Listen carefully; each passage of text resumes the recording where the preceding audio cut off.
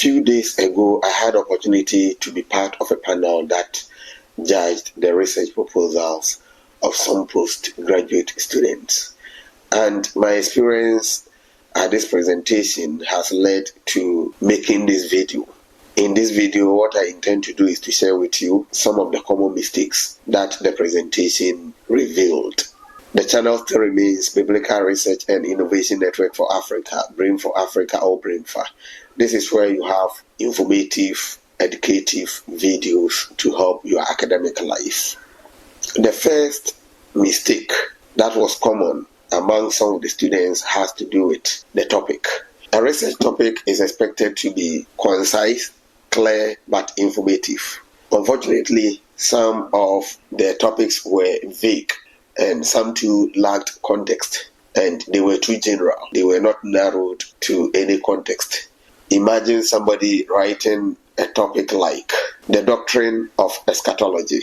If you say the doctrine of eschatology, what aspect of it do you intend to study? Are you going to study everything, including death, including the second coming, judgment, issues such as tribulation, and all that?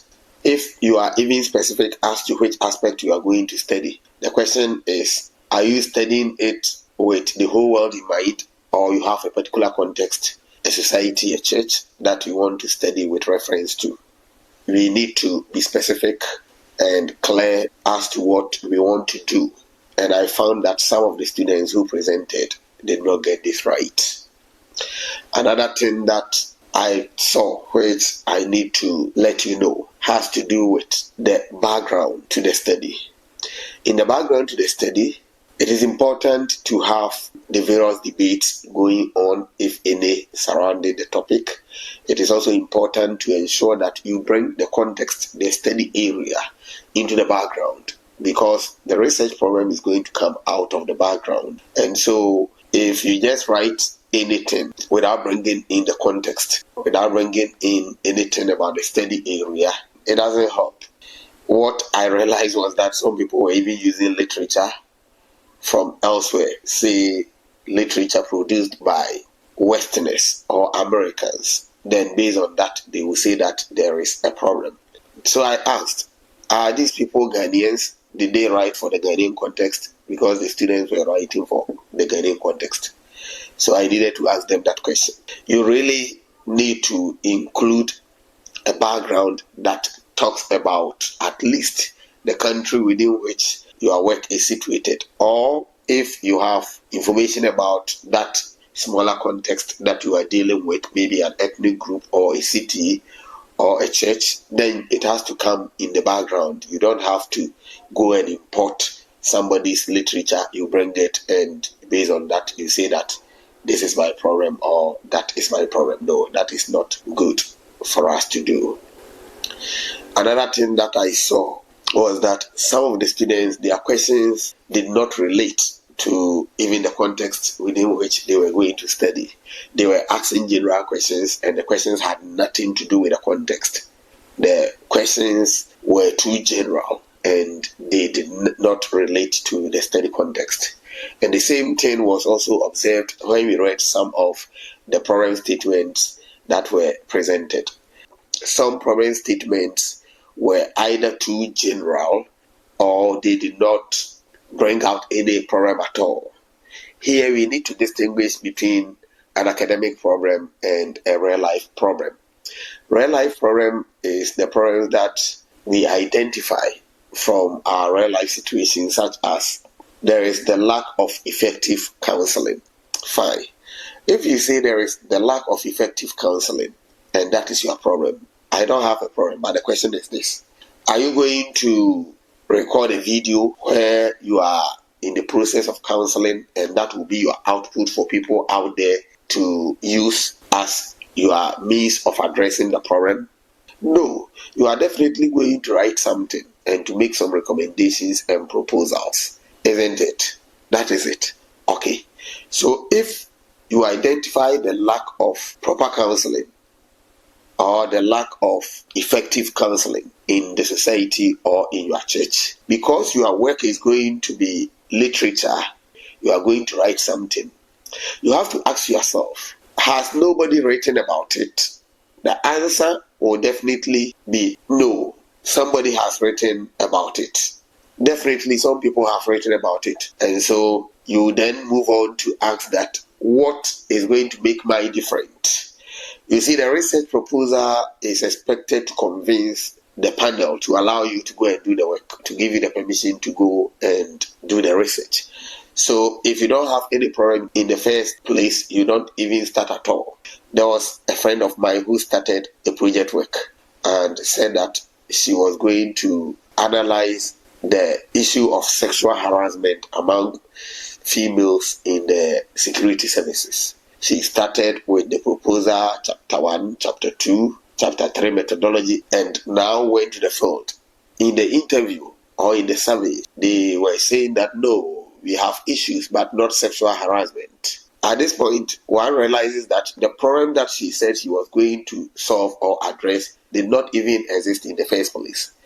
That is what I saw in some of the proposals that were presented. Some did not have a problem at all in the first place. Some were identifying real-life problems, but instead of converting them into academic problems by showing that there is lack of literature on the subject, or there is literature but they have not approached it in the way that I'm going to approach it, or they have approached it that way but they have not really considered the context within which I'm going to work. They were rather using the real-life problem as the academic problem. My point is that if you identify a real-life problem, say students don't go to school early, that is the situation. But the question is, why is it that in spite of the numerous research that have taken place, students still go to school late? That is where the approach that people have used, the proposals that they made, and so on and so forth will come in to justify that even though we have works A, B, C, the problem still persists because of A, B, C that those works lack.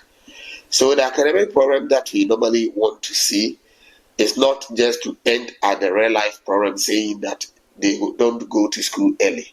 That is the real life. But what makes it an academic problem? Lack of literature, lack of appropriate method of addressing it, or what? I realized that a lot of the students did not have a good understanding of the research problem. Another issue was that some students did not have the objectives matching the research questions. I've already said that some of the research questions did not even consider the context at all. After writing the research questions, they expected to yield the research objectives. The questions are questions, and when you put the questions into statement form, then they form the research objectives. There should be one-to-one correspondence, and some students' work lacked that. Then we come to citation issues. Some people were mixing citations such as APA, Harvard, Chicago style, SBL, and so on and so forth. You need to consider what your institution wants and follow that exactly without mixing it with any other kind of referencing style. When you do that, it tells the supervisor or the panel that you don't know what you are doing. Another thing was that some students wrote the proposal as if it were chapter 1. Please note that the proposal at the proposal stage is not the chapter 1. It is written in future tense. It will be revised later to become the chapter 1. But the proposal is a proposal. You are now asking for permission to go and do the work. So don't write it as if you are writing chapter 1. Don't let the tense suggest that you have already done the work and you are now presenting it. Actually, you haven't done the work. You are coming to plead so that we will allow you to go and do it. So take note of that also. The next one is literature review. Literature review is expected to be, in a way, a comparative study of works that have been done in the area that your work falls within. So, author A did this work and said so and so, or discovered that. Author B, on the other hand, does that. Similarly, author C has done this, and author D also says that. This is how you do the literature review. At the end of the day, the literature review is expected to bring out gaps to be filled. So some people were creating teams using the thematic way of doing the literature review. I will not say that that is completely wrong. It is also one of the ways of doing it. But then, at the end of the review, you really need to have a paragraph where you sum up the gaps. But what I saw, which I need to talk about, is that some people were doing the review as if they were doing the literature review chapter. The literature review chapter is where we normally have the thematic presentation and where we write extensively. If you have more than 6 pages for a literature review in a work that is about 60 pages, and that literature review is part of your proposal, then it is quite long.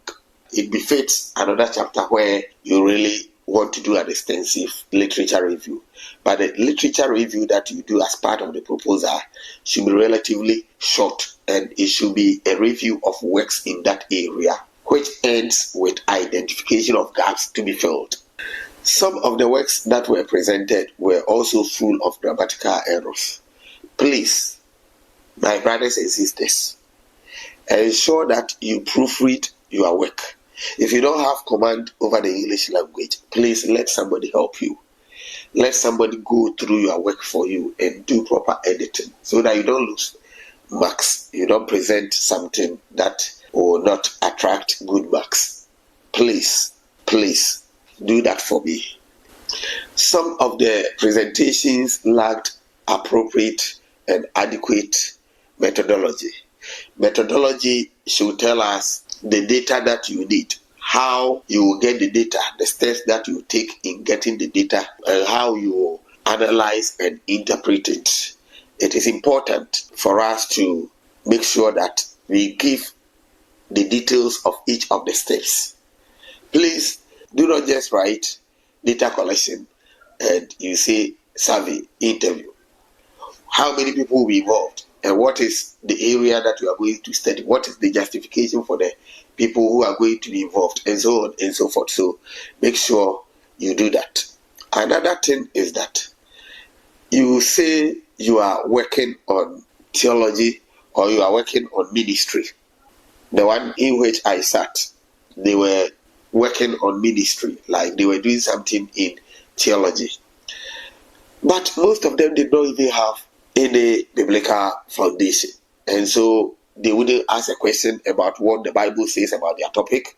In the chapter outline, they wouldn't give anything like that. In the methodology, they are not telling us they are going to study some text and this is how they would study the text. My question is, if you are really doing theology or ministry and you are doing it without the Bible, then what kind of theology is that?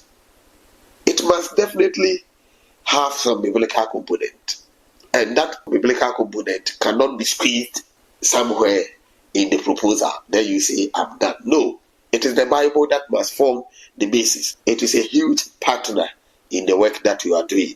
So please don't make that mistake.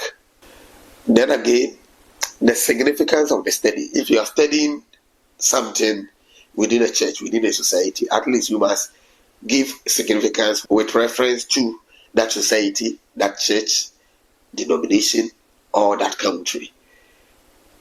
Aside that, you also give the relevance or significance of the work to the academic community, the individual. But that study area must also have a share.